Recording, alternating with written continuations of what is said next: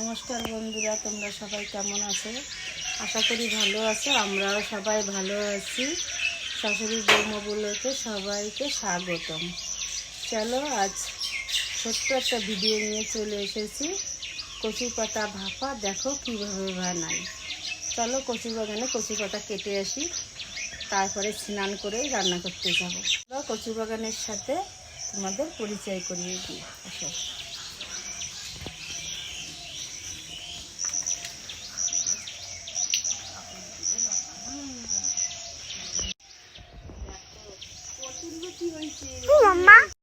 তো দেখতেই পেলে, আর এই কচু বাগানটা তো তোমরা আগে পরেও দেখেছো আমার অনেক ভিডিওতে। তো এই কচুগুলো জানো, ঝড় হয়েছিল কয়দিন আগে, পুরো সব পড়ে ভেঙে গেছিলো, পুরো ওলট পালট হয়ে গেছিলো। তারপরে মা আবার কেটে দিয়েছিল, কাটার পরে আবার সুন্দরভাবে হয়ে গেছে। আর কচু গাছ তো খুব সহজে মরে না, তোমরা তো অনেকেই জানো। তো এই যে দেখো, মা একে একে কচু পাতাগুলো তুলে নিচ্ছে। আকাশে মেঘ, বৃষ্টি হলো একটু কিছুক্ষণ আগে।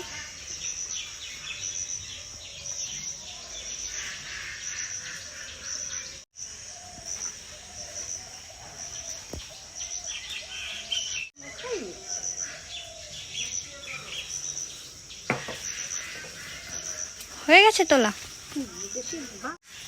একদম মাঝের পাতা, কচি কচি পাতা নিতে হবে। চলো কিভাবে বানাই সেটাই তোমরা দেখো। আমার চ্যানেলটিকে সবাই সাবস্ক্রাইব করে দাও। তোমরা সাথে না থাকলে আমরা কি করে এগোবো। দেখো, চলো যাই। কচুর শাক তুলে তো আমি চলে এসেছি, বলেছি স্নান করে স্কুলে গেছি নাতির নিয়ে, পুজো দিয়ে খাওয়া দাওয়া করে চলে এসেছি আমার রান্নাঘরে। এবার দেখো, এই যে কচুর পাতা দিয়ে, চিংড়ি মাছ দিয়ে কচুর পাতা ভাপা।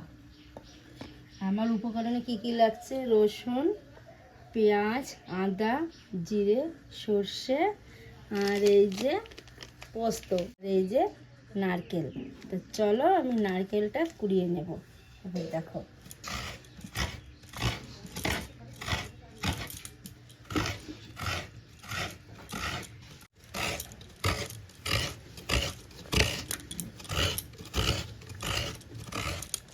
নারকেলটা আমার কুড়ানি হয়ে গেছে। অর্ধেক নারকেল নিয়েছি আমি, নারকেলটা কুড়ানি হয়ে গেছে।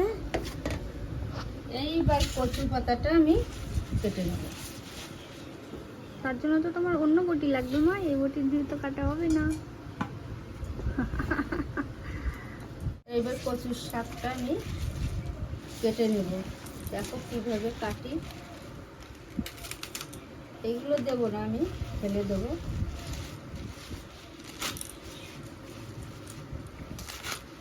এরকম বড় বড় করে কেটে নেব।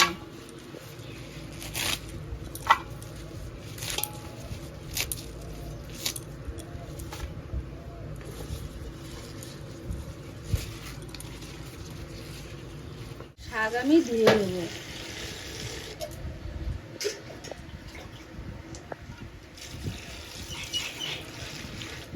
শাকটা আমি ভালো করে ধুয়ে নেব।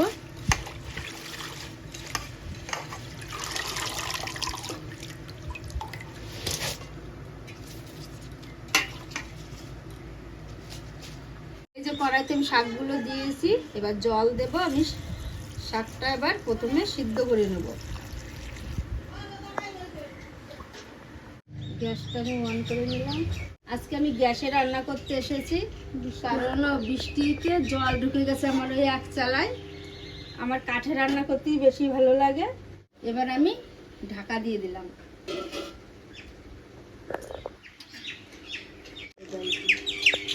জাল লাগে না। ঢাকাটা এবার আমি তুলে নিলাম, দেখি সিদ্ধ হয়ে গেছে। একটু নেড়ে চেড়ে দিলাম।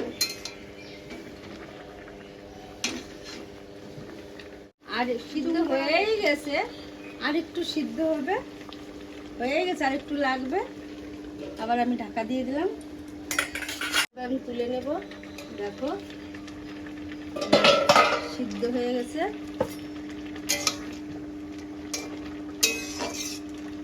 গ্যাসটা বন্ধ করে দেব।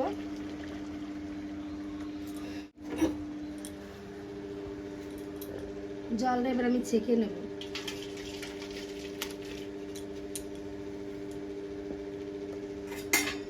মাছটা আমি এবার হলুদ লবণ মাখাবো।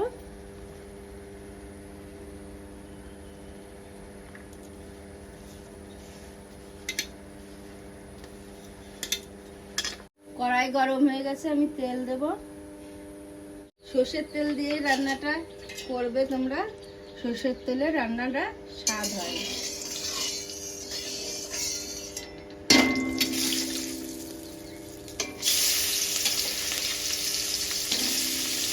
এখানে আমার 300 গ্রাম মাছ আছে, চিংড়ি মাছ।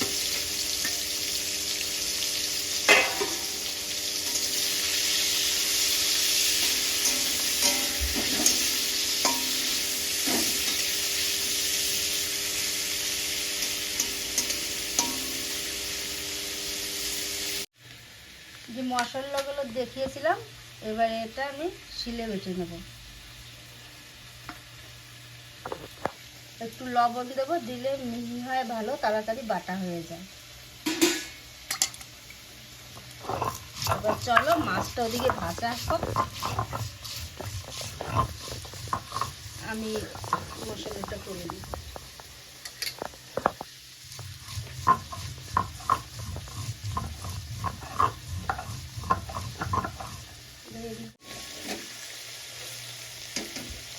মাছটা আমি এবার ভালো করে নেড়ে ভেজে নিই। এদিকে আমার মাছটা ভাজা হোক।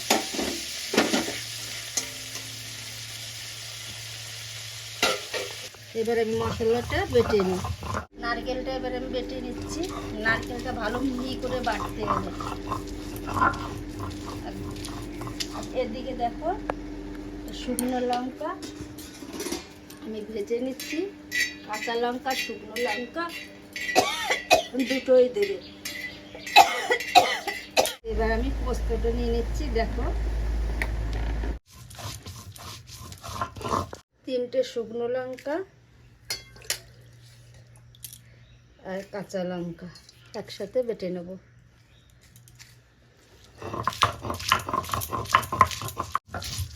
লঙ্কাটা ভালো করে মিহি করে বাটতে হবে। সব মশলা আমার বাটাই হয়ে গেছে।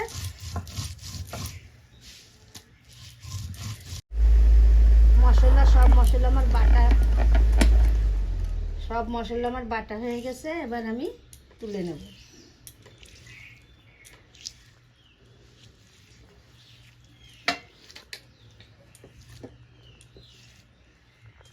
পাতাটা আমি সিদ্ধ করে রেখেছিলাম, এটা আমি এখন শিলে বেটে নেব।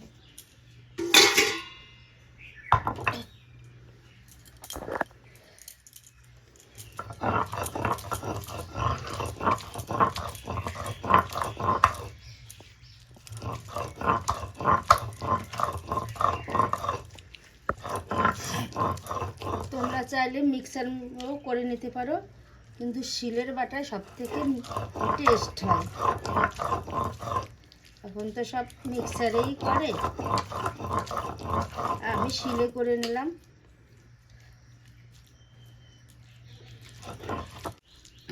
এই টিফিনকারি বাটিটায় আমি ভাপা বসাবো। আমার কচুর পাতাটা বাটা হয়ে গেছে।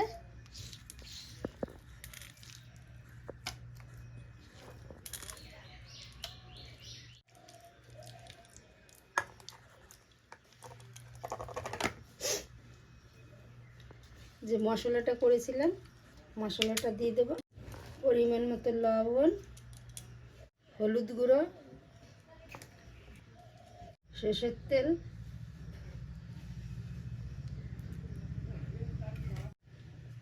যে মাছটা ভেজে রেখেছিলাম সেটা দিয়ে দেবো।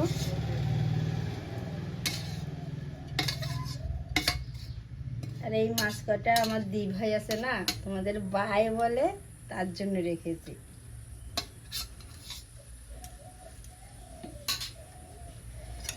এবার এটা আমি ভালো করে মিশিয়ে নেব।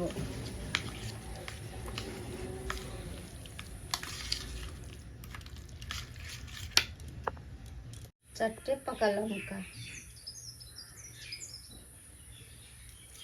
একটা স্টিলের গামলায় আমি জল বসিয়ে দিয়েছি। জলটা হালকা গরম হয়ে গেছে। এবার এটা আমি বসিয়ে দেব। আমি এটা দিয়ে ঢাকা দেব। ঢাকা দিয়ে 10 মিনিট এটাকে আমি ভাপিয়ে নেব।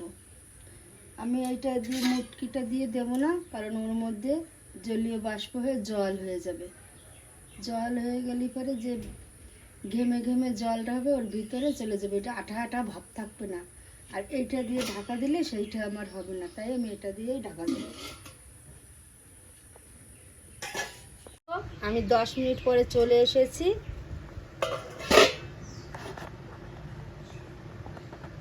চিংড়ি মাছ দিয়ে কচুর পাতা ভাপা, দেখো কি সুন্দর হয়েছে, খুব দারুণ সেন্ট বেরিয়েছে।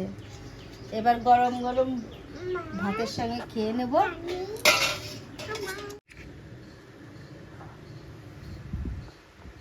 এই দেখো চিংড়ি মাছ,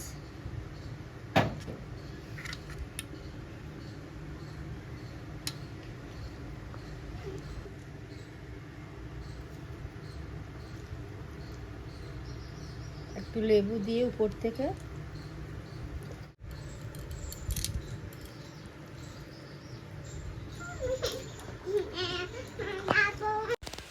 তো চিংড়ি মাছ দিয়ে কচুর পাতা ভাপাটা দেখলে তোমরা বাড়িতে অবশ্যই একবার ট্রাই করো, সত্যি খুব সুন্দর হয়। আর গরম গরম ভাতের সাথে তো দারুণ লাগে, আর উপর দিয়ে তো একটু লেবু ছড়িয়ে নিলে আর কোনো কথা হবে না। তো অবশ্যই বাড়িতে এটা ট্রাই করো। আর বাঙালির তো কচু ভাতে তো হলে তো আর কিছুই চায় না। তো আমার চ্যানেলটাকে তোমরা সবাই সাবস্ক্রাইব করে দিও। আজকের মতো এই পর্যন্তই, নেক্সট ব্লগে দেখা হচ্ছে। তোমরা সবাই ভালো থেকো, সুস্থ থেকো, টাটা।